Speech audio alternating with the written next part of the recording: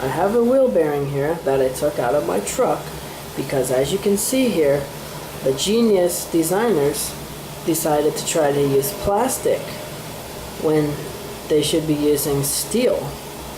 What happened to the other bearing on my truck, this plastic just shredded apart and allowed these rollers to run free. So I had to replace the bearing, and the guy at the auto parts store could not believe that this was plastic because all the bearings they sell at the store are all steel.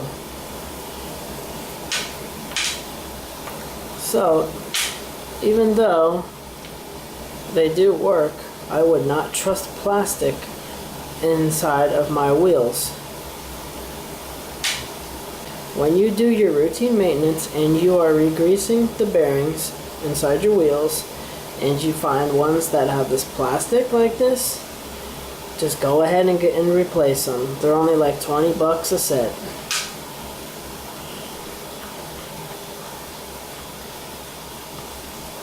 Stay safe out there. Thanks for watching. Don't forget to subscribe and click the notification bell.